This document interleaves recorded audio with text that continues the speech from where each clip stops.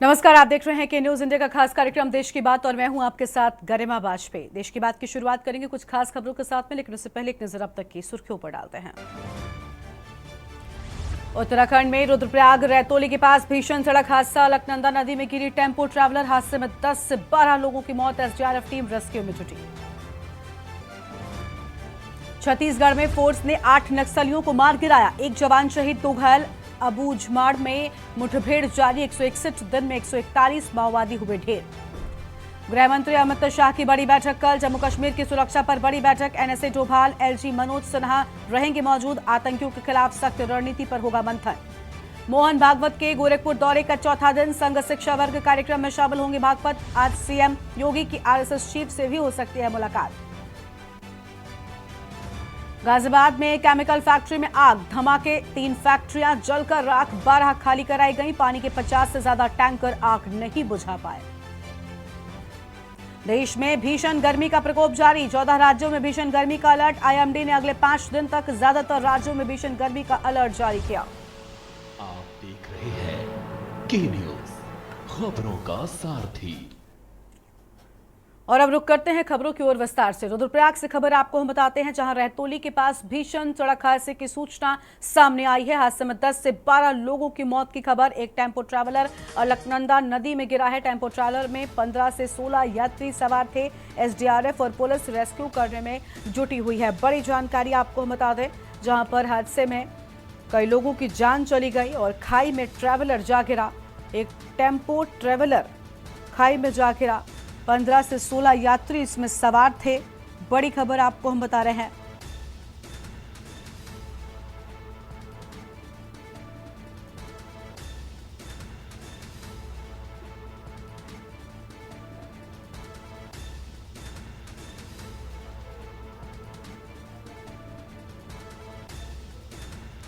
ये बड़ी जानकारी आपको हम बता रहे हैं। एसडीआरएफ और पुलिस रेस्क्यू करने में जुटी हुई है। फिलहाल ये बड़ी जानकारी आपको हम बता दें। रुद्रप्रयाग से खबर आपको हम बता रहे हैं, रैतोली के पास भीषण सड़क हादसा।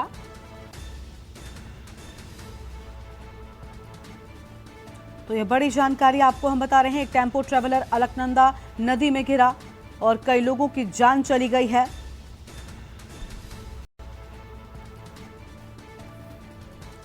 बड़ी जानकारी आपको हम बता रहे हैं। एसडीआरएफ का रेस्क्यू लगातार जारी है।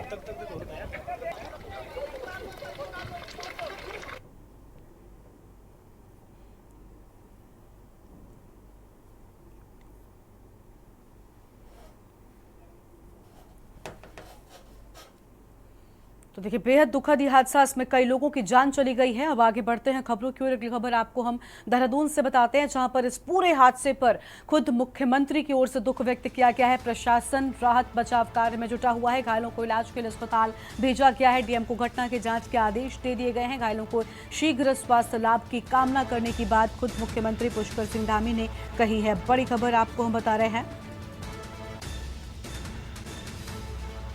तो यह अहम जानकारी आपको हम बता दें।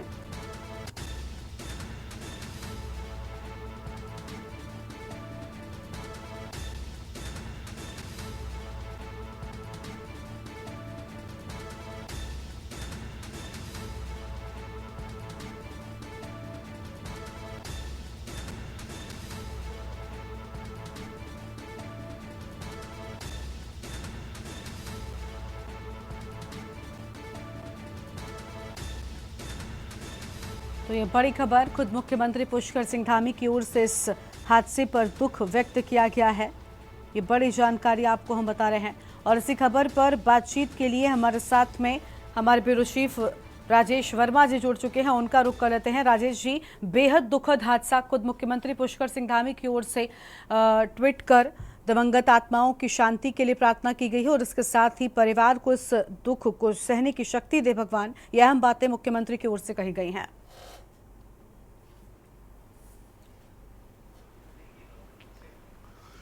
बिल्कुल गरिमा, देखिए रुद्रप्रयाग का ये दर्दनाक जो हादसा हुआ है, इसमें 12 लोगों की जो है लगभग जान चली गई है और जो घायल हैं उनको एयरलिफ्ट किया गया है। 6 लोगों को जो है ऋषिकेश के एम्स हॉस्पिटल में पहुंचाया गया है ताकि उनका अच्छे से उपचार जो है वो उनको बेहतर उपचार मिल सके। लेकिन इसके साथ साथ मुख्यमंत्री ने भी अपनी संवेदनाएं जो है वो प्रकट की हैं। इसके साथ साथ केंद्रीय गृह मंत्री अमित शाह ने भी ट्वीट किया है और उन्होंने इस पूरे हादसे पर जो है दुख जताया है और अपनी जो भी हर संभव मदद दे सकते हैं उसका आश्वासन जो है गृह मंत्री अमित शाह ने दिया है। देखिए, अब ये घटना ये बेहद चौंकाने वाली भी है और कहा जाए कि ये काफ़ी दुखद घटना ये है और ये दुर्घटना जो है ये इसमें बताया जा रहा है कि यूपी के ही लोग जो हैं, नोएडा के लोग बताए जा रहे हैं जो इसमें सवार थे, जो चारधाम यात्रा के लिए ये जा रहे थे और जो बद्रीनाथ नेशनल हाईवे जो रुद्रप्रयाग के पास रोताली जगह पड़ती है वहाँ पर ये भीषण जो हादसा हुआ है, ये जिसमें कहा जा सकता है कि जो टेम्पू टवेरा है वो अनियंत्रित होकर के गहरी खाई में गिरी और जो वो खाई जो है वो अलकनंदा नदी की खाई थी और गहरी खाई थी और जिसमें लगभग 150 से 200 मीटर की ये गहरी खाई है, जिसमें जो एसडीआरएफ के खास तौर से जवान हैं, जो स्थानीय पुलिस है और ख़ास तौर से जो सहयोग जो है वहाँ के ग्रामीण लोगों ने दिया है, जो राह चलते लोगों ने वहाँ पर जो है मदद दी है, वो कहा जा सकता है वो काफ़ी सराहनीय है क्योंकि काफ़ी डेप्थ पे ये खाई है तो वहाँ से रेस्क्यू करना बड़ा मुश्किल है गरिमा। और यही वजह थी कि देखिए रेस्क्यू में टाइम बहुत ज़्यादा लगा और घायलों को और जो मृतक हैं उनको जो है वहाँ से रेस्क्यू कर लिया गया है। फिलहाल रेस्क्यू वहाँ से कंप्लीट हो चुका है और जो मैंने जैसा आपको बताया कि जो घायल थे 6 लोग, उन लोगों को जो है हेली की मदद से जो है ऋषिकेश के एम्स हॉस्पिटल में पहुंचाया गया है। देखिए, अभी फिलहाल ये कहा जा सकता है कि देखिए चारधाम यात्रा लगातार चल रही है और जो भी यात्री उत्तराखंड में आ रहे हैं, चाहे वो किसी भी वाहन से जो है सफ़र कर रहे हैं, हम सभी लोगों के लिए ये खास बात होनी चाहिए कि कभी भी छोटी संक्रिय रोड है उत्तराखंड में और इसमें काफ़ी हादसे जो है वो देखने को मिलते हैं और लापरवाही भी ड्राइवरों की तरफ से भी देखने को मिलती है और कई ऐसी टेक्निकल चीज़ें भी होती हैं कि जिसमें जो ये इस तरीके के हादसे जो हैं वो सामने आते हैं। लेकिन फिलहाल देखिए ये जांच का विषय है, अभी इसमें पूरे मामले को लेकर के गंभीरता से जो है मुख्यमंत्री पुष्कर सिंह धामी ने इस पूरे मामले पर जिलाधिकारी को निर्देशित किया है। इसमें जांच जो है वो फिलहाल होगी और अभी ये इसमें ये कहा जा सकता है कि जांच के बाद ही ये स्पर्श हो पाएगा कि आखिरकार उसमें टेक्निकल फॉल्ट क्या था, क्या ओवरलोड टेम्पू टवेरा थी, क्योंकि मैक्सिमम ये देखा जाता है गरिमा कि जो पर्वतीय क्षेत्रों में जो भी ट्रेवल करते हैं ये ओवरलोडेड गाड़ियाँ होती हैं। अभी कई जगह से हमने देखा है कि ये भी बयान है कि 17 लोग सवार थे, कुछ सूचना ये भी आई कि 17 से ज़्यादा भी हैं। तो देखिए ये जो टेम्पू टवेरा की जो लिमिट है वो 13 से 14 यात्रियों की होती है, वो भी परमिट के आधार पर वो कितना ले जाते हैं। लेकिन देखिए फिर भी 17 है तो ये भी कहा जा सकता है कि ओवरलोडेड है और अभी फिलहाल ये भी सूचना है कि इसमें और भी यात्री हो सकते हैं। अभी पूरा आंकड़ा कितने लोग संबंधित है, कितने लोग थे और ये अभी थोड़ी देर में और आ जाएगा। लेकिन फिलहाल 17 की सूचना थी कि 17 लोग इसमें सवार थे, लेकिन 12 लोगों की मौत की दुखद सूचना जो है ये इस समय गरिमा आ रही है। लेकिन सभी लोगों की संवेदनाएं हैं और सभी लोग जो भी यात्री यहाँ पर खास तौर से उत्तराखंड के लिए आ रहे हैं वो सचेत रहें और अपने धैर्य से अपनी गाड़ी को चलाएं, ओवरटेक ना करें, क्योंकि जैसे मैंने बताया कि हादसों की जो कारण है वो मैक्सिमम इस तरीके की देखे जाते हैं। लेकिन फिलहाल जो आज की शनिवार की ये दुर्घटना हुई है ये बेहद दुखद है और इसमें मुख्यमंत्री से लेकर गृह मंत्री अमित शाह ने अपना शोक जो है वो प्रकट किया है गरिमा। बिल्कुल, साफ तौर पर खुद मुख्यमंत्री की ओर से इस पूरे मामले पर शोक व्यक्त किया गया है। राजेश जी, इसको लेकर हम पहले भी बात कर रहे थे, जो रेस्क्यू है क्या पूरी तरीके से पूरा हो गया है? फिलहाल सभी लोग जो इस टेम्पो ट्रेवलर में सवार थे उन सभी को निकाला जा सका है और इलाज जिनका हो रहा है उन्हें अस्पताल ठीक तरीके से मिल रहा है?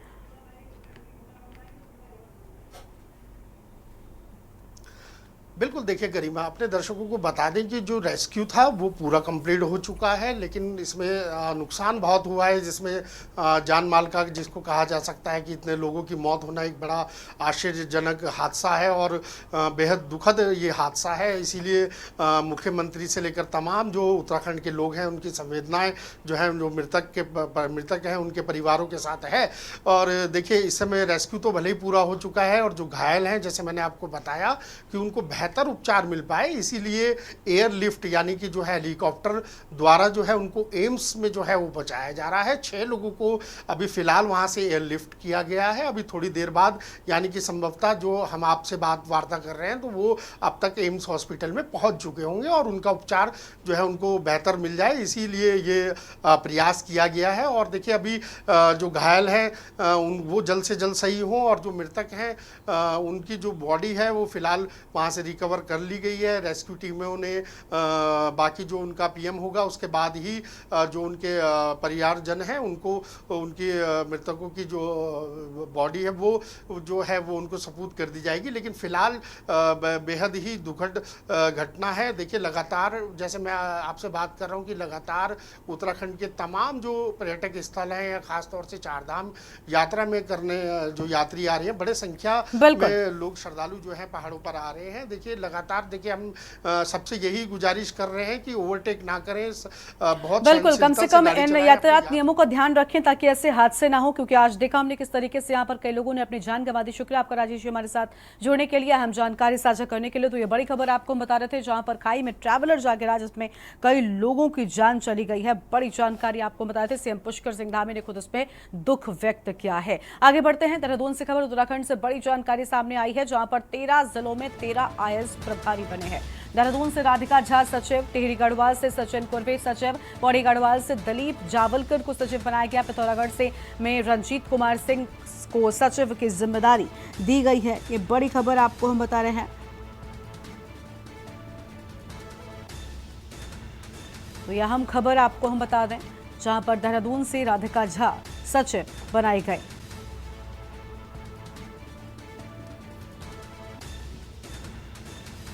टिहरी गढ़वाल से सचिन कुर्वे सचिव और पौड़ी गढ़वाल से दिलीप जावलकर को सचिव बनाया गया है।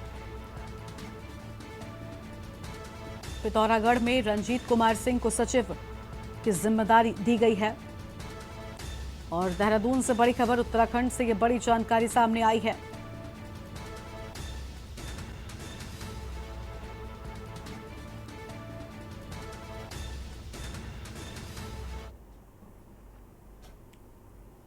और अब आगे बढ़ते हैं खबरों की ओर। मुख्यमंत्री डॉक्टर मोहन यादव की कई बातें धराशायी होती नजर आ रही हैं, जिसमें उन्होंने घोषणा की थी कि मध्य प्रदेश शासन द्वारा ये साल गौवंश रक्षा वर्ष के रूप में मनाया जा रहा है, जो चैत्र शुक्ल पक्ष 9 अप्रैल 2024 से आगामी अमावस्या चैत्र कृष्ण पक्ष 29 मार्च 2025 तक मध्य प्रदेश गौ संवर्धन बोर्ड के अंतर्गत मनाया जा रहा है। लेकिन मध्य प्रदेश के जबलपुर में एक वीडियो सामने आया है जहां गौवंश भवानी परिवार ने गाय को जहर खिलाकर मारने की घटना थाना गोरा बाजार के समक्ष रखी। वहीं भवानी परिवार का यह भी कहना है कि जब गाय को मां का दर्जा दिया जाता है तो इन्हें जहर देकर मारने वालों के ऊपर सख्त कार्रवाई क्यों नहीं होती।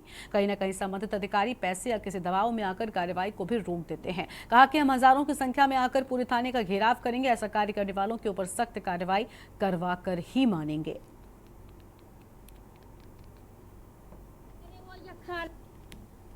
राजा यादव भीटा धोबी घाट का 12 तारीख को शाम को एक आवेदन पत्र दिया था कि किसी व्यक्ति ने मवेशी को जहर देकर मार दिया है, जो 2 गाय एक बछड़ा खत्म हो गया है। उसका आवेदन पत्र लेकर रिपोर्ट दर्ज की गई। रिपोर्ट दर्ज करने के बाद मृतक मवेशियों का पीएम कराया गया है, डॉक्टर द्वारा दूसरा प्रिजर्व किया गया है। उनका परीक्षण के लिए सागर भेजे जाना शेष है। कल आज ही हमको दूसरा प्राप्त हुआ है, कल हम परीक्षण के लिए भेज देंगे। उसकी विवेचना जांच जारी है। आज गोरा बाजार अंतर्गत एक घटना घटित होती। कल हमें सूचना प्राप्त होती भवानी परिवार द्वारा, क्षेत्रीय लोग हमें बताते हैं कि वहाँ पे 6 गौवंश को जहर देके मार दिया गया है। और जब हमने अपनी टीम द्वारा वहाँ पे पूछताछ की तो वहाँ पे एक नाम निकल के आता है शिवम यादव का। और भी शासन प्रशासन के पास हमने कुछ सीसीटीवी उपलब्ध कराए, कई ऐसी चीज़ें हैं। तो आज ज्ञापन दिया गया है और अपेक्षा रखते हैं कि शासन प्रशासन से कि उचित कार्रवाई हो, वरना आज हम लोग कुछ लोग आए, नहीं तो कल 1000 आना पड़ेगा। राजा यादव तस्वीर आपको हम दिखा रहे थे जहां पर आप देखिए किस तरीके से गाय को जहर देकर मारने की बात सामने आई है।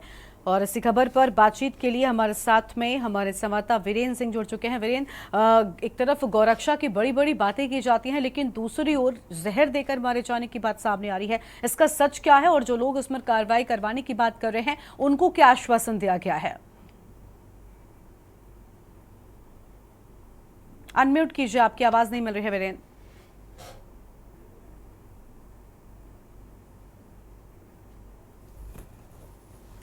तो वीरेंद्र की आवाज नहीं मिल पा रही है। फिलहाल ये बड़ी खबर आपको बता दें, जहां पर खुद मुख्यमंत्री की बातें यहां पर धराशायी होते हुए नजर आ रही हैं।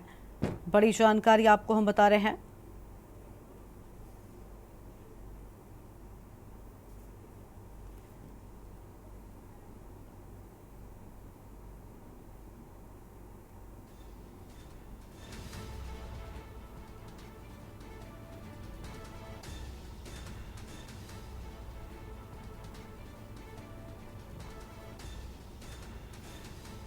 फिलहाल ये बड़ी खबर आपको हम बता दें।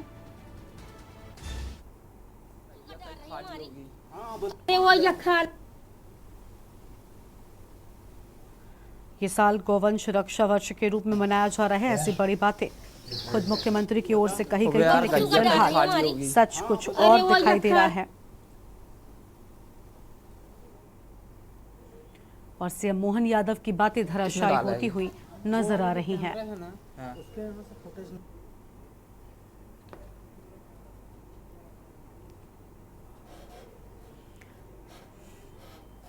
और वीरेंद्र सिंह हमारे साथ में जुड़ चुके हैं। एक बार फिर से वीरेंद्र का रुख कर लेते हैं। वीरेंद्र, क्या सच है पूरे मामले का? क्योंकि जिस तरीके से गायों की दुर्दशा तस्वीरों में नजर आई है, वाकई दर्दनाक तस्वीरें हैं। जी बिल्कुल, बताना चाहूंगा कि ये घटना जबलपुर के गोरा बाजार क्षेत्र की है, जहां पर ये 3 गाय हैं जिनको जहर देकर, जहर फरानी का मामला इसको कहा जा सकता है, उन्होंने जहर दिया और जहर देकर उन्हें मार दिया गया। और वहीं सीसीटीवी फुटेज में भी ये पूरी वीडियो रिकॉर्ड हो गई। जिस समय सीसीटीवी फुटेज में ये वीडियो रिकॉर्ड हुई, वहां पर भवानी जो गौ सेवक हैं उन्हें पता चला, तो उन्होंने थाने का घेराव किया। थाने में बात किया, गोरा बाजार थाने में। गोरा बाजार थाने की इनका ये कहना है कि मैं पूरे मामले की जांच करूंगा और जो लोग इसमें रियल में दोषी पाए जाते हैं उनके ऊपर कार्रवाई की जाएगी। लेकिन मैम, सोचने वाली बात यह है कि अगर कार्रवाई की जाएगी तो पहले भी जबलपुर में इस तरीके के कार्य हुए हैं और जबलपुर में गायों को मारा गया है, लेकिन कोई उचित कार्रवाई नहीं की गई। वहीं भवानी परिवार भी इस पर आक्रोशित नजर आ रहा था। जी बिल्कुल, साफ तौर पर यहाँ पर परिवार की ओर से भी हम बातें कही गई, लेकिन जो लोग इस पूरे मामले में कार्रवाई कराने की बात कह रहे हैं, उनका कहना है कि हम चाहते हैं कि जिन लोगों ने गौ माता के साथ ये कृत्य किया है उन पर भी एक्शन लिया जाए। उनकी ओर से अधिकारियों पर भी दबाव होने की या पैसे लेने की बात कही गई है, उसका सच क्या है? मैम, उनका ये कहना है कि पहले भी इस तरीके के मामले हुए हैं, लेकिन किसी भी अधिकारी ने उचित कार्रवाई नहीं करी। उचित कार्रवाई मतलब जिनको जो जेल होना था या उचित दंडनीय कार्रवाई होनी थी, वैसी दंडनीय कार्रवाई नहीं हुई। कुछ पैसे लेकर या किसी भी तरीके से उस मामले को दबा दिया गया। अब सोचने वाली बात यह है कि जबलपुर में ये गाय जो, जहां मोहन यादव जी ने भी ट्वीट किया और बैठक में भी उन्होंने जानकारी दी कि गौ सेवक को प्रधान माना जाएगा। पहला बिंदु उन्होंने रखा था कि गौ सेवकों को जो भी गाय को रख रखाव और जो भी अगर एक्सीडेंट हो जाता है तो उस पर विशेष ध्यान दिया जाएगा, लेकिन अभी तक वैसा कुछ देखा नहीं गया और अधिकारी भी इसमें लिप्त नजर आ रहे हैं। ठीक है, बहुत शुक्रिया आपका वीरेंद्र हमारे साथ जुड़ने के लिए, हम जानकारी साझा करने के लिए। तो ये साल गौवंश रक्षा वर्ष के रूप में मनाया जा रहा है, लेकिन दूसरी ओर सच आप इन तस्वीरों के माध्यम से देखिए कि आखिर गौवंशों की स्थिति किस हद तक बदतर होती जा रही है। सीएम मोहन यादव की बातें ही धराशायी होती हुई नजर आ रही हैं। और यहाँ पर रुकते एक छोटे से ब्रेक के लिए।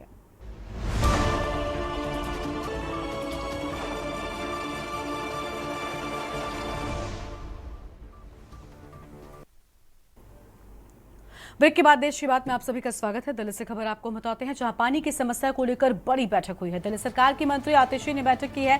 दिल्ली सचिवालय में हुई आपातकालीन बैठक, जल बोर्ड और यूडी विभाग के अधिकारी भी मौजूद रहे हैं। बड़ी जानकारी आपको बता दें, दिल्ली सरकार की ओर से अहम बैठक की गई है। दिल्ली सरकार की मंत्री आतिशी ने बैठक की है। आपको बता दें कि सचिवालय में आपातकालीन बैठक बुलाई गई है। अहम जानकारी आपको हम बता रहे हैं। तो सचिवालय में आपातकालीन बैठक बुलाए जाने की बात सामने आई है।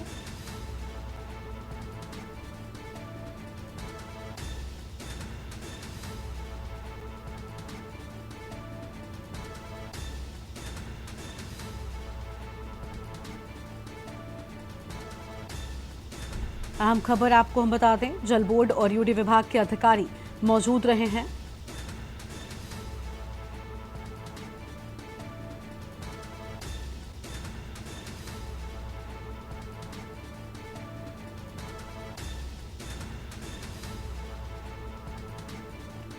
ये बड़ी जानकारी आपको हम बता दें, दिल्ली सचिवालय में आपातकालीन बैठक बुलाए जाने की बात सामने आई है। जल बोर्ड और यूडी विभाग के अधिकारी इस दौरान मौजूद रहे।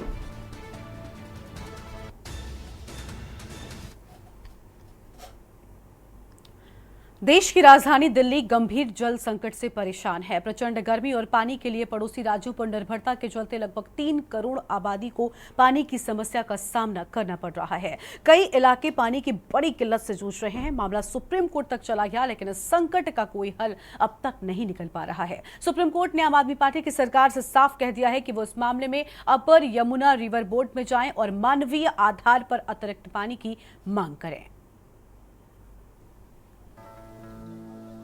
राष्ट्रीय राजधानी दिल्ली में तेज गर्मी के बीच पानी के संकट ने लोगों का जीना दूभर कर दिया है।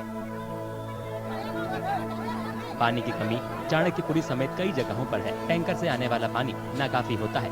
अक्सर लोगों को पानी के लिए धींगा मुश्ती करनी पड़ती है। झुग्गियों में रहने वालों ने प्रशासन से पानी के और टैंकर भेजने की मांग की है। पानी की तो बहुत समस्या भैया, यहाँ पर देख रहे हो आप, आपके सामने है क्या पोजीशन। मुझे 2 बर्तन मिले हैं, बाकी सारे बर्तन मैं वापस ले गया हूँ। क्या मैं अल्लाह की आया था करीब 7-8 बर्तन।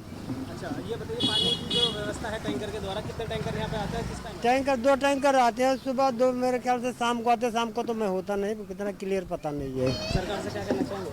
सरकार से मैं ये कहना चाहता हूँ कि अगर हो सके तो 1-2 टैंकर और भिजवा दे तो बड़ी मेहरबानी होगी, क्योंकि उससे थोड़ा सा राहत मिल जाएगी जनता को। पानी की तो बहुत समस्या है, कम है। टैंकर आता है, कितने बजे आता है? टैंकर के कोई टाइम कभी 8 बजे आ जाएगा, कभी 9 बजे आएगा, कभी 10 बजे आएगा। अच्छा, ये बताइए जो टैंकर आता है 2 मिनट में ही खाली हो जाता है? हाँ, नहीं ऐसे तो खाली रहता है पानी। टोटी अगर चलता है ना तो कम भी होता है। पीने वाले भरते हैं, या जिनके काम है अपना से जो पास वाले हैं उनका पूरा पानी भरते हैं। ये रात से खराब हो गई है, कल तक ले तो चले। अब सरकार से कहना चाहिए, जले टोटी खराब है ताले एक स्टारा टैंकर भेजिए। इंदिरा कल्याण विहार की गलियों में सुबह से लोगों की भीड़ रहती है। लोग सार्वजनिक नलकों से लाइन लगाकर बाल्टियों, डिब्बों और बर्तनों में पानी भरते हैं। कहाँ नल से पानी आता है? तो लगाएगा तभी ना आएगा। कैसे गुजारा होता है? वो देख नहीं, सब ढो रहा है कट्टी भर के, ऐसे ही गुजारा होता है। और सरकारी बातों में यही नहाता धोता है सब। कट्टियों से पानी भरते हैं यहाँ पे? कट्टियों से पानी भरते हैं। बहुत परेशानी है, पानी का देख नहीं रहे हैं। एकदम जो है सगे लाइन लगा होता है, कट्टी से भर के। बहू है, बेटियां हैं, सभी हैं, हम है। तो 84 से पहले यहाँ आए, लेकिन कोई सुविधा नहीं है। कुछ लोगों का कहना है कि हालात थोड़े बेहतर हुए हैं। गीता कॉलोनी में शुक्रवार को पहली बार पानी के 2 टैंकर पहुंचे। इससे लोगों को काफी राहत मिली। लोगों ने पानी टैंकरों के सामने लाइन में लगकर पानी भरा।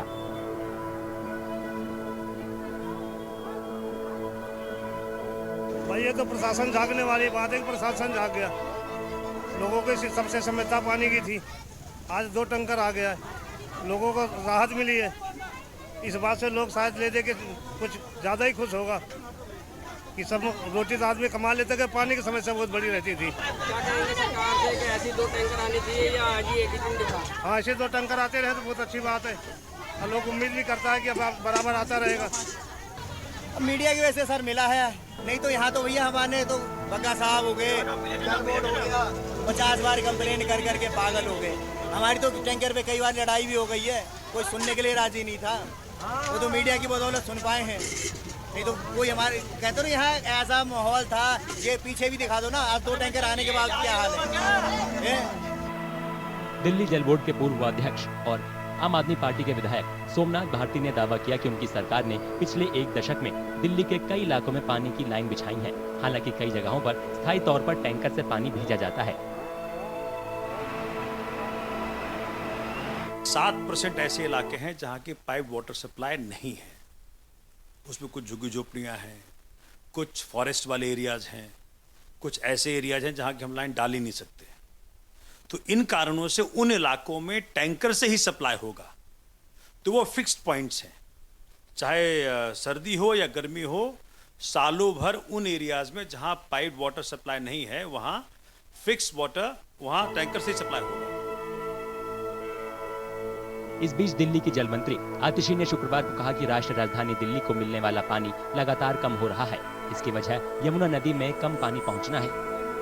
एएपी सरकार लगातार आरोप लगाती रही है कि हरियाणा दिल्ली के हिस्से का पानी नहीं दे रहा है।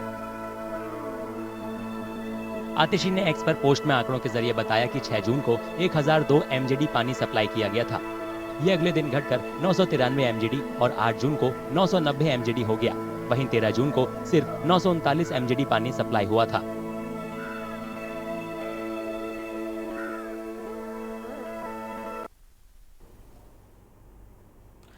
और यहाँ पर रुकते हैं एक ब्रेक के लिए।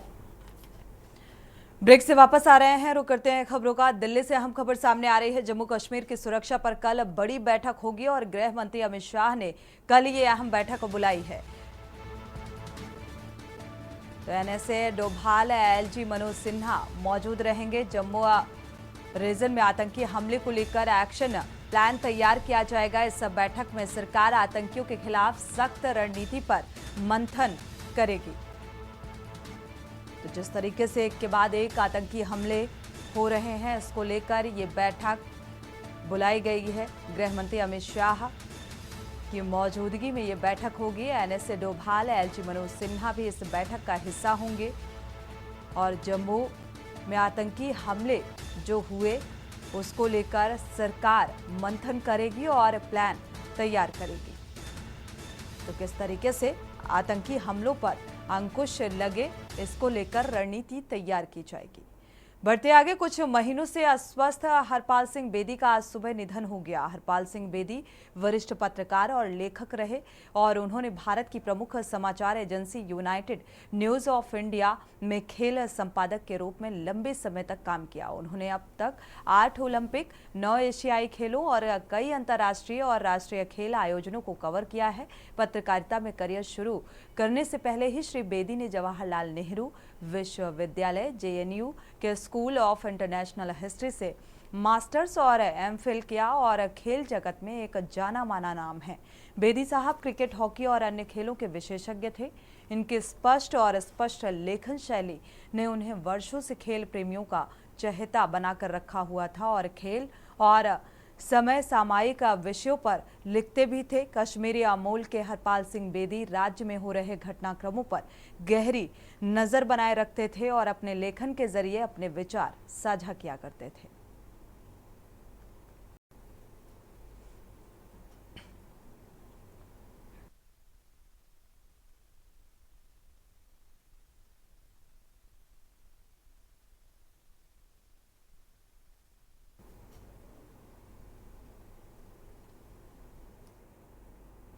और इसी बीच लखनऊ से हम खबर आपको बता दें, यूपी लोक सेवा आयोग का बड़ा फैसला सामने आया है। छात्रों को दिखाया जाएगा प्रीसीएस जे 2022 का पेपर।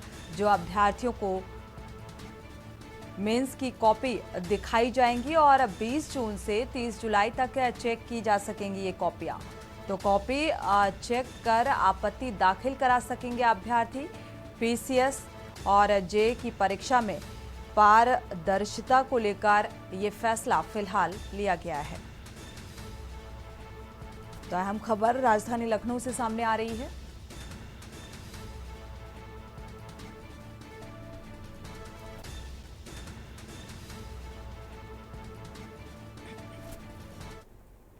लखनऊ से हम खबर, सीएम योगी के अधिकारियों को निर्देश दिए गए हैं, किसी भी वाहन में प्रेशर हॉर्न हूटर नहीं बजाना चाहिए। जिस वाहन में हूटर लगा हो तत्काल उतरवाएं। वीआईपी फ्लीट में आगे की गाड़ी में हूटर बजे या अन्य में वीआईपी फ्लीट की गाड़ियों में एक तय ध्वनि में हूटर बजे। ध्वनि का पैमाना जो है वो तय होना चाहिए। कहीं से सूचना मिली तो संबंधित थाने में कार्रवाई होनी तय है।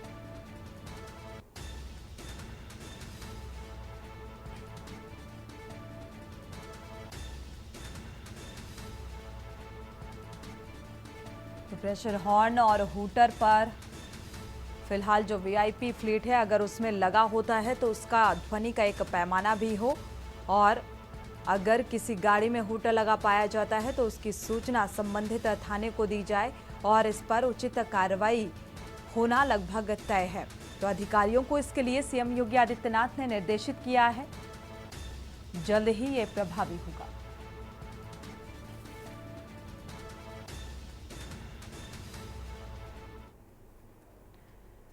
कानपुर से अहम खबर, झाड़ियों में महिला की लाश मिली है। रेप के बाद हत्या की आशंका जताई जा रही है। 2 से 3 दिन पुरानी ये लाश काशीराम हॉस्पिटल कैंपस में ये लाश मिली और सीएमओ ऑफिस के पीछे लाश मिली है। DCP Purvia, police forensic team और मौके पर आला अधिकारियों की मौजूदगी। चकेरी थाना क्षेत्र के काशीराम अस्पताल की ये घटना बताई जा रही है।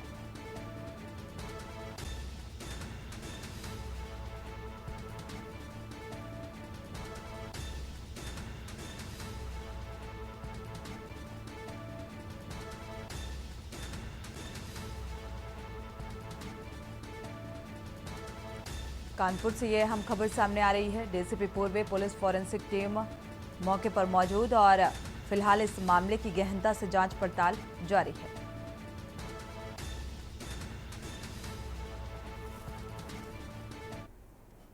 नोएडा से खबर आपको बता दें, एक फैक्ट्री में भीषण आग लगी। बड़ी संख्या में लोग काम कर रहे थे इस फैक्ट्री में। दमकल की कई गाड़ियां मौके पर मौजूद और नोएडा के सेक्टर 67 का ये मामला सामने आ रहा है। तो लगातार आग की घटनाओं में इजाफा देखने को मिल रहा है। जिस तरीके से ये आग का घटनाक्रम सामने आ रहा है, हालांकि आग पर काबू पाने के लिए जो दमकल कर्मी हैं वो फिलहाल कड़ी मशक्कत करते हुए नजर आ रहे हैं। एक फैक्ट्री में ये आग लगी है।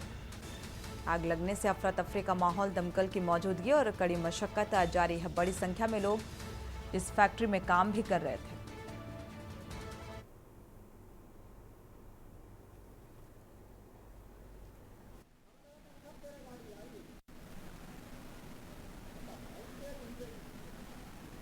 यह है कोने पे, पल्ले कोने पे आग लगी हुई है, जो दूसरी कंपनी में भी लग गई है।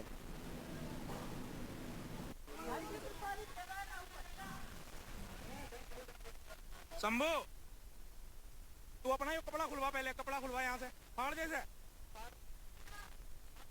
इधर फाड़ दे। लखनऊ से अहम खबर, कोयला लदी मालगाड़ी में आग लगी और चलती मालगाड़ी में आग लगी। आलमनगर स्टेशन के पास ये मालगाड़ी रोकी भी गई। मौके पर पहुंचे दमकल कर्मियों ने आग बुझाई है।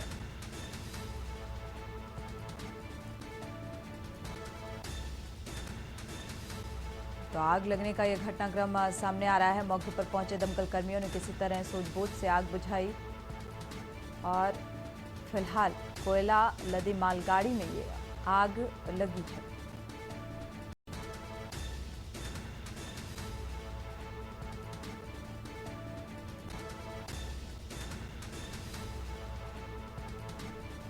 तो चलती हुई मालगाड़ी में ये आग लगी है।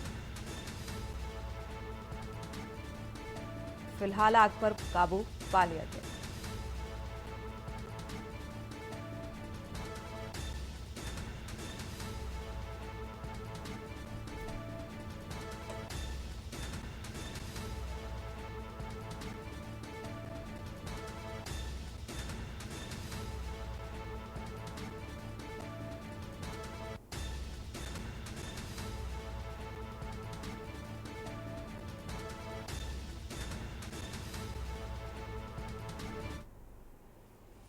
बदायूं से अहम खबर, युवक की पीट कर हत्या कर दी गई। सिंचाई विवाद को लेकर ये पूरा हंगामा, 2 पक्ष आमने सामने आ गए और जमकर मारपीट हुई।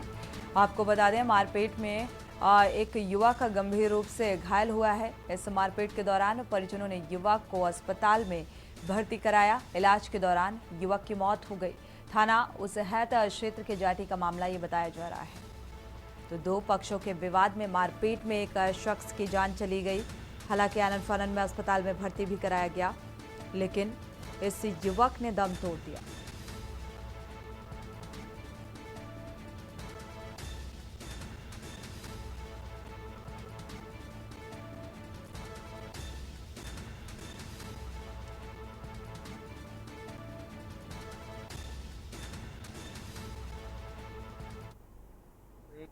ये लोग गए थे जब हम भराई शाम के लिए भराई कर रहे थे, तो ये हमारे पास चक्कर लगा के गए 2 बार वहाँ पर फेरा लगाए। किसने और फेरा लगाया? दिनेश ने। और फिर जब मैं शाम हुई, मैं नहा के गए कॉलेज के लिए, तो मैं वहाँ पर सोए। भैया तो दूर पड़े थे, भैया फिर बाद के लिए शाम के लिए आए, दोनों लोग सो गए। फिर ये रात में फेरा लगाने आए फिर से। फिर मैंने देखा, मैंने कि कोई होगा शायद, तभी ये भाई की लाठी मार के चले गए। मैं तो सो रहे थे, फिर भाई ने मेरे लिए टेर मारी।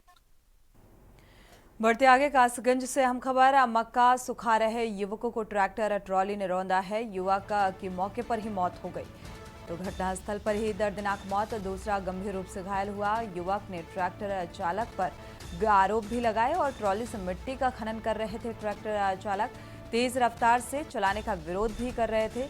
युवकों को रौंदते हुए निकल गया और कासगंज कोतवाली के गांव बादामपुर के पास की ये घटना सामने आ रही है। तो एक बार फिर से ट्रैक्टर की जद में आने से एक युवक की मौत का मामला सामने आ रहा है।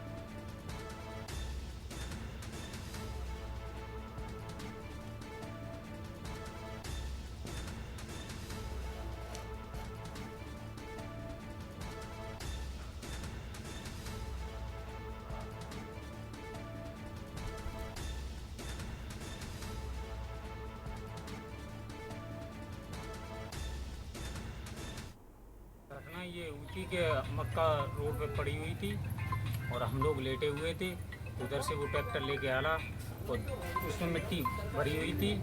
तो हमने उससे कहा, अरे कहते हैं हौले ट्रैक्टर चला, मिट्टी अरे धूल उड़ रही है।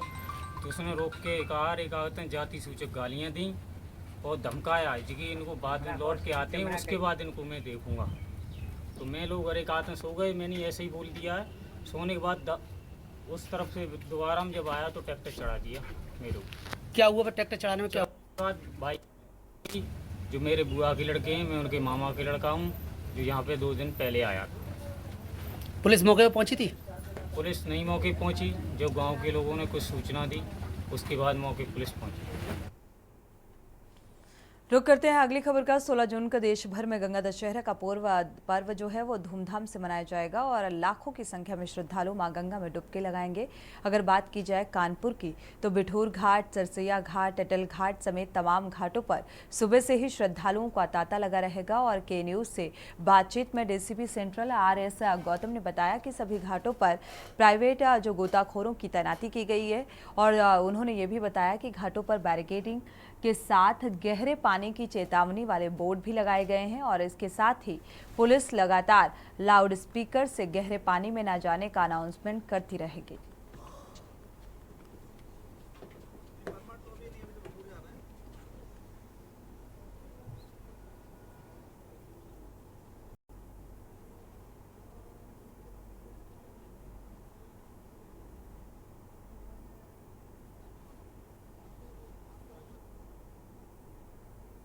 गंगा दशहरा को लेकर कानपुर पुलिस ने किस तरीके की तैयारियां की हैं, इस पर बात करने के लिए आज हमारे साथ मौजूद हैं DCP central RS Gautam sir. उनसे बातचीत करेंगे।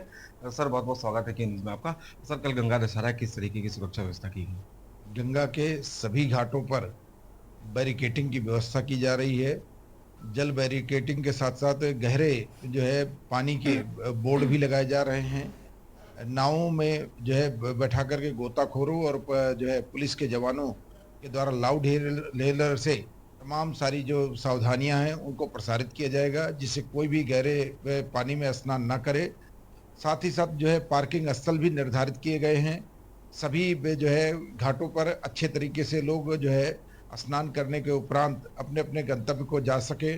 खोया पाए जो केंद्र हैं और चेंजिंग रूम हैं उन पर भी पूर्ण दृष्टि रखी जा रही है। CCTV कैमरे से और ड्रोन के माध्यम से निगरानी की जाएगी और किसी भी व्यक्ति को जो है स्टंटबाजी जो ओवर ब्रिज बना हुआ है, गंगा बैराज बना है, उसमें किए जाने के संबंध में बड़ी कड़ी कार्रवाई की जाएगी।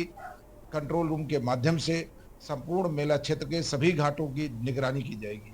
सर बीते दिनों गंगा बैराज के लिए आपने एक आदेश दिया था कि वहाँ पर गोताखोर अटल घाट पर गंगा बैराज पर तैनात किए जाएंगे, लेकिन अभी तक ऐसा नहीं। लोग वहाँ बेधड़क होकर नहाते हैं, बीच पानी में भी चले आते हैं। कल पूरे घाटों का भ्रमण किया गया और जो पुलिस के जवान हैं उनकी तैनाती की गई है अतिरिक्त पुलिस बल लगाया गया है। दोनों तरफ जो है पुलिस की चौकियां कायम हैं और कोई भी व्यक्ति यदि पाया जाएगा तो उसके विरुद्ध सख्त कार्रवाई होगी। अभी एक दिन पूर्व ही जो है एक व्यक्ति पाया गया था तो उसके विरुद्ध अभियोग भी पंजीकृत किया गया और उसकी गिरफ्तारी करके उसमें विधिक कार्रवाई भी की गई। जल पुलिस की भी तैनाती की जाएगी घाटों? हाँ, जल पुलिस की भी तैनाती की जाएगी। अभी प्राइवेट गोताखोर और साथ ही साथ जो हमारे सिविल पुलिस के जवान जो है प्रत्येक नाव में जो पेट्रोलिंग के लिए हैं ड्यूटी लगाई जा रही है। तो आपने सुना कि DCP central RS Gautam sir का कहना है कि सभी घाटों पर प्राइवेट गोताखोरों के साथ जल पुलिस की तैनाती की जाएगी। इसके साथ ही कोई अप्रिय घटना ना हो इसके लिए स्थानीय थाने की पुलिस लगातार तैनात रहेगी। कानपुर से कौस्तुभ मिश्रा, KNews। उत्तर भारत के मैदानी इलाकों में इन दिनों भीषण गर्मी का प्रकोप जारी है। सुबह का समय बीतते ही प्रचंड लू तापमान को बढ़ा देती है और लोगों को घर से निकलने की दिक्कतों का सामना करना पड़ता है। मौसम विज्ञान केंद्र ने कहा है कि उत्तर भारत के मैदानी इलाकों में फिलहाल लू और गर्मी से राहत नहीं मिलने वाली। दरअसल इस समय जो सूर्य की सीधी किरणें हैं वो किरणें फिलहाल मैदानी इलाकों में धरती पर पड़ रही हैं और इसकी वजह से तापमान में वृद्धि है। यूपी में अगले 7 दिन भीषण गर्मी का अलर्ट जारी हुआ। गुजरात समेत उत्तर प्रदेश के कई जिलों में पिछले कई दिनों से पारा 45 डिग्री सेल्सियस के पार पहुंच गया है। तेज धूप और गर्मी की वजह से लोगों को काफी दिक्कतों का सामना करना पड़ रहा है। जानकारों के मुताबिक लगातार बढ़ती गर्मी को देखते हुए अगले 7 दिनों के लिए रेड अलर्ट जारी किया गया है। दिन में लू चलने का अनुमान है। करीब 7 दिन तो यूपी में रेड अलर्ट भी घोषित है और टेम्परेचर इसी तरह से बने रहने की उम्मीद है। लू भी चलेगी दिन में और टेम्परेचर बहुत ज़्यादा रहने की उम्मीद है। जानकार इस साल पूरे उत्तर प्रदेश में रिकॉर्ड तोड़ गर्मी के लिए ग्लोबल वार्मिंग को जिम्मेदार मानते हैं। इस बार जो गर्मी का रिकॉर्ड जो टूटा है वो करीब जो टेम्परेचर एक दिन जो मैक्सिमम टेम्परेचर हुआ था वो 48.8 डिग्री सेंटीग्रेड हुआ था और ये करीब 120 साल पहले इस तरह की एक बार घटना हुई थी। तो करीब 120 साल का रिकॉर्ड जो है इस बार टूटा है गर्मी का। और जहाँ तक गर्मी की बात है, इतनी गर्मी क्यों पड़ रही है, उसका जो मेजर कारण है वो है क्लाइमेट चेंज। भारतीय मौसम विज्ञान विभाग का अनुमान है कि उत्तर प्रदेश लगभग 1 हफ्ते तक तेज गर्मी से झुलसता रहेगा।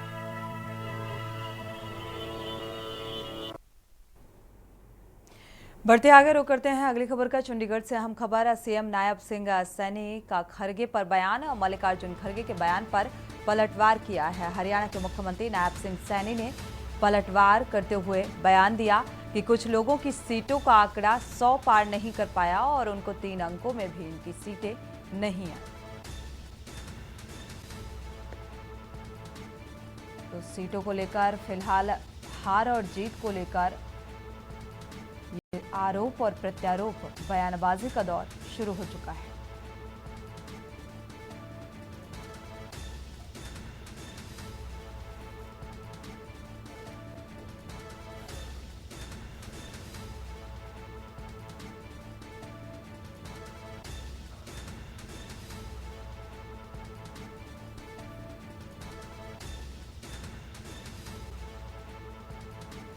तो मल्लिकार्जुन खरगे के बयान पर पलटवार किया है नायब सिंह ने। हरियाणा के मुख्यमंत्री नायब सिंह सैनी का ये बयान सामने आया है और अपने बयान में उन्होंने कहा कि कुछ लोगों की सीटों का जो आंकड़ा है वो 100 पार नहीं कर पाया और मल्लिकार्जुन खरगे के बयान को लेकर ये पलटवार।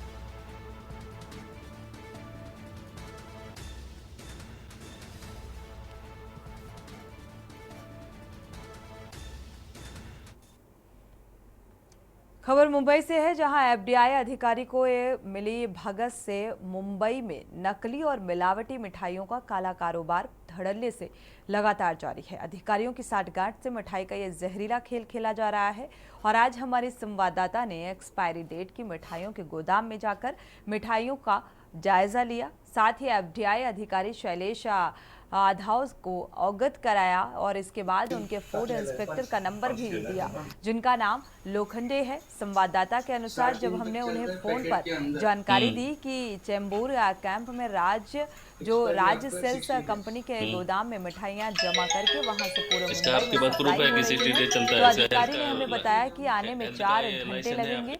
और साथ ही कंपनी के मालिक जो हैं विपुल शाह ने रिपोर्टर से कहा कि आप ये स्टोरी नहीं कर सकते, और इस तरह पूरा मामला ही एफडीआई अधिकारी की सांठगांठ से चल रहा है।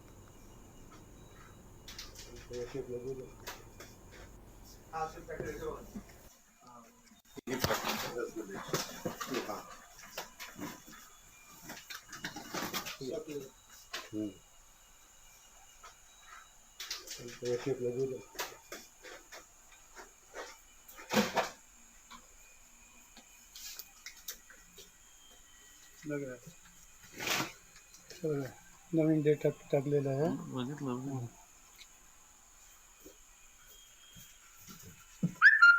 ते क्वांटिटी बघायचे केवढे पडले।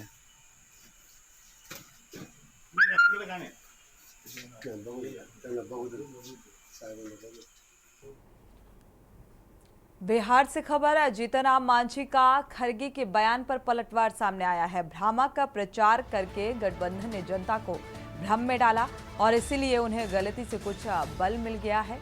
मांझी का ये बयान निकलकर सामने आया। लोग 100 तो दूर 50 सीटों के नीचे ही रहते। खरगे के बयान को लेकर ये पलटवार सामने आ रहा है, जिसको लेकर बयान दिया मांझी ने। जीतनराम मांझी का खरगे के बयान पर पलटवार। तो भ्रामक प्रचार करके गठबंधन ने जनता को भ्रम में डाल दिया और इसीलिए उन्हें गलती से कुछ बल मिल गया है। तो विपक्षी अलायंस को बल मिला, इस बात को मांझी भी मानते हुए नजर आ रहे हैं। हालांकि खरगे के बयान पर यह पलटवार किया है।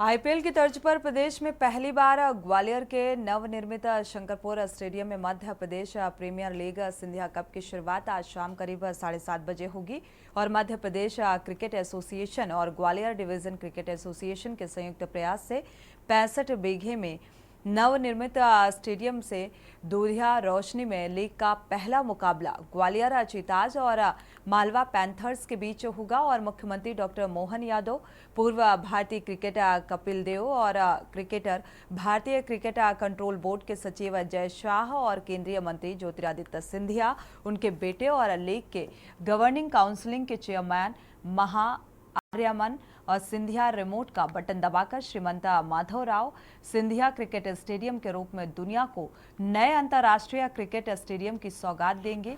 ग्वालियर सहित प्रदेश की 5 टीमें यहां 15 से 23 जून तक T20 क्रिकेट मैचों में हिस्सेदारी लेंगी और फटाफट क्रिकेट की लीग में ग्वालियर चीताज समेत मालवा पैंथर्स, भोपाल लैब्डर्स, रीवा जगुआर और जबलपुर अलायंस की टीमें भाग ले रही हैं। फ्रेंचाइजी टीमों ने प्रत्येक टीम को 1.5 करोड़ में 10 साल के लिए खरीदा है।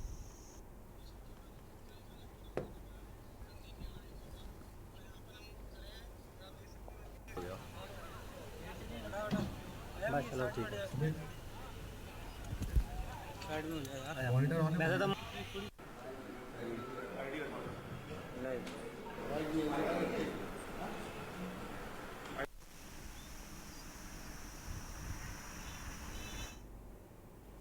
बढ़ते आगे, जबलपुर में मानव क्रीड़ा एवं कला एकेडमी ऑफ इंडिया के संस्थापक राजकुमार यादव ने बताया कि खेल और युवा कल्याण विभाग मध्य प्रदेश द्वारा खेल को बढ़ावा देने हेतु जिला खेल और युवा कल्याण विभाग जबलपुर के निर्देशानुसार विभिन्न खेलों के 45 दिवसीय खेल प्रशिक्षण में शिविर का आयोजन किया गया, जिसमें जबलपुर शहर के कई हजार खिलाड़ियों ने बढ़ चढ़कर हिस्सा लिया और खेलों का लाभ उठाया। ग्रीष्मकालीन खेल प्रशिक्षण शिविर में ननिहाल खिलाड़ियों में छुपी हुई खेल प्रतिभाओं को निखारने और एकेडमी के द्वारा Rockford foundation school Madan Mahal Jabalpur और मान कुमारी हंसा हायर सेकेंडरी स्कूल बरेला में अनुभवी प्रशिक्षकों के द्वारा प्रशिक्षण प्रदान किया जा रहा है।